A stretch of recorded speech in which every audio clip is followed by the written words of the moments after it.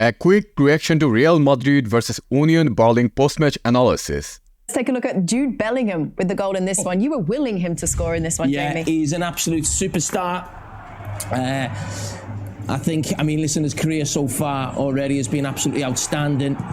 And can you believe a player that young has gone to the biggest club in the world and is almost bossing it and almost looks like the main man already? I will be honest, I didn't think he was going to have that impact right from the start. Was I convinced that he was going to be a player for Real Madrid? Yes, it's still early to go that far, but what he's been doing is just crazy. And I will always remember his first game for England. I think it was against San Marino, if I'm not mistaken. He wanted every single ball.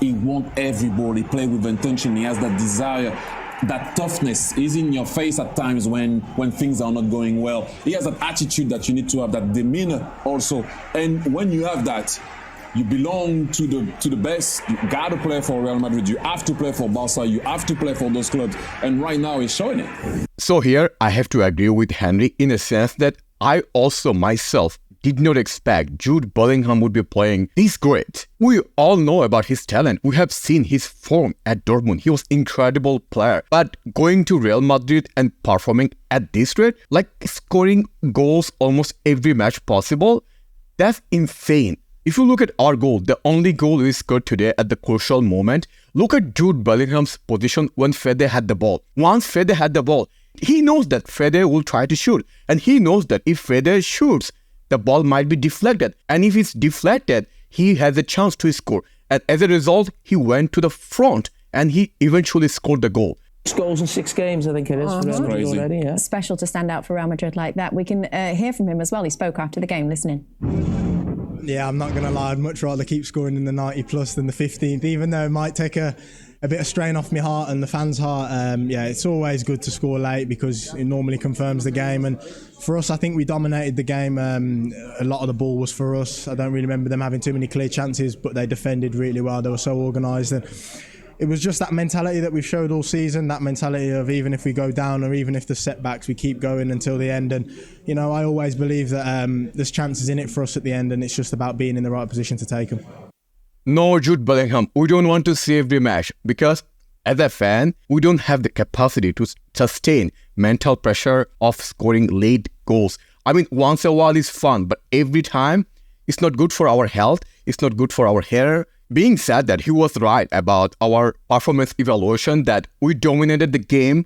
However, Union Berlin was really compact, very defensive. It was almost impossible to break down their defense. However, we prevailed at the end of the day. If we break down our performance today, first half was very predictable. First half, one of the things I noticed that we were having a lot of possession, a lot of unnecessary possession, and we were passing, side passing, back passing, but not many clear-cut chances as we have seen in second half.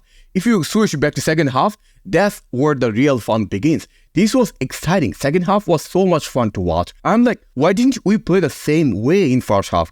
If we would have played the same way, we could have scored more goals. Being said, the second half, despite we had so many chances, we only scored 1. In second half, not only we had a lot of possession like first half, but the things that we had more in second half is the more urgency to create clear-cut chance. We were more direct. We were playing more vertical football. That's what I love to see. Alongside the pressure we were having in second half, that's incredible. Just to let you know, if it be other day, if it would be a lucky day, we would have scored at least 4 or 5 goals.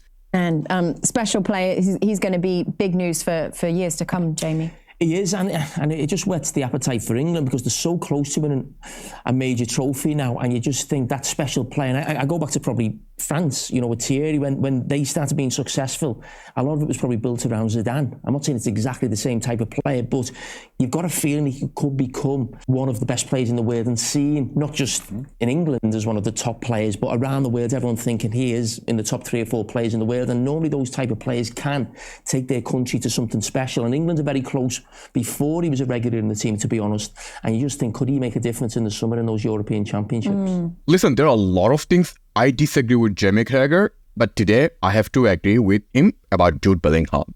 He'd look good in that Liverpool red, wouldn't he? He would have done, but there's still time. He's not going to stay there his whole career, is You don't think so? You think he'd leave Real Madrid? It's probably hard to leave Madrid, if I'm being totally honest, but at some stage you think if he's the best player in England and one of England's greatest ever players, which I think he will become, I think he'd want to sample the Premier League because he's been at Birmingham, he's gone to Borussia Dortmund, he's gone to Real Madrid.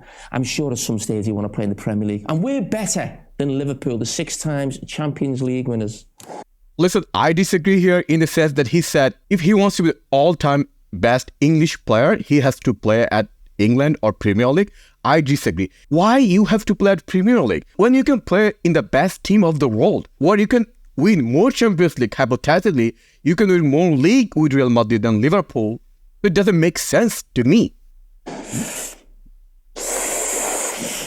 he plays for a team that won 14. What? I said he plays for a team that won 14, so that's a tough one. I'm not going to say. That's the only team that can battle those guys. Yeah. Not the only one, but that's big. Mm-hmm.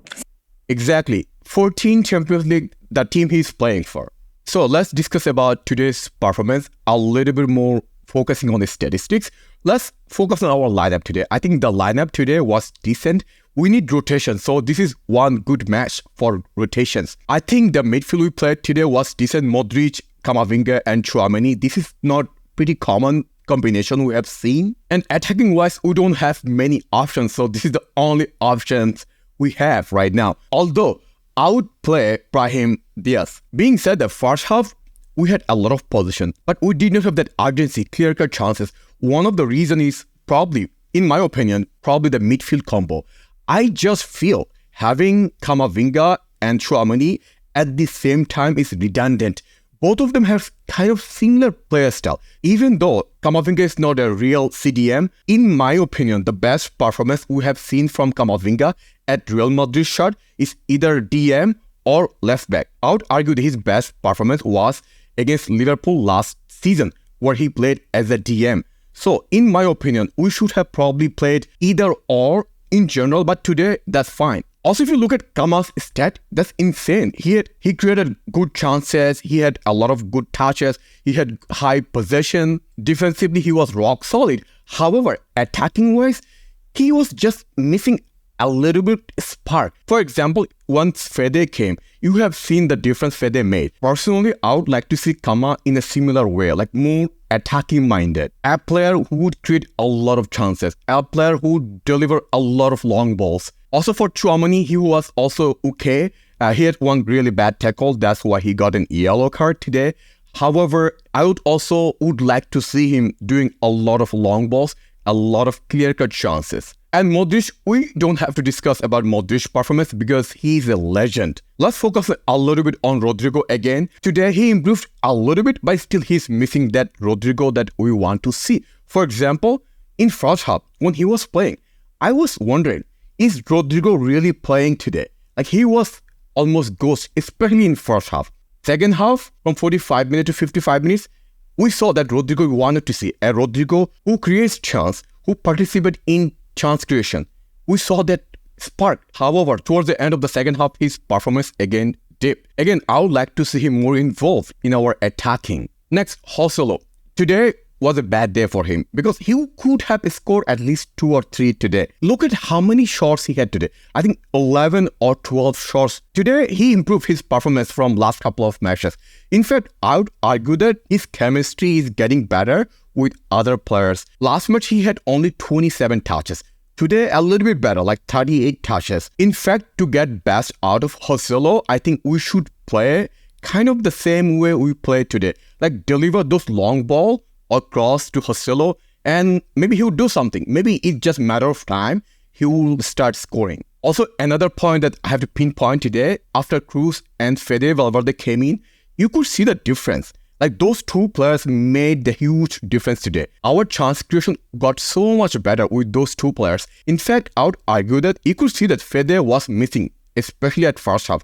The role he plays, that not many people can understand. That the importance of Fede in this team is vital. Also, I would argue that for Bellingham's goal, Fede also deserves some part of the credit. Because if it's not for him, Bellingham would not score that goal. Second, I thought whenever Cruz comes as a sub, he plays in different level. When Cruz plays, he can accelerate the team play. He can create chance. He can do some of the passes that none of the other players can do. The last point, but also important, that I also said in the last video, really important, so I have to talk about it again. Brahim Diaz needs more game time. Yes, he got a little bit more game time today. He got 10 minutes at least. However, we would like to see him at least starting from the match. Given the way he's playing, it feels maybe he will do something different. You can see that from his gameplay, that he has creativity. So given we don't have many attackers, why not play him? I think Carlo has to play him at least one match to see how he delivers.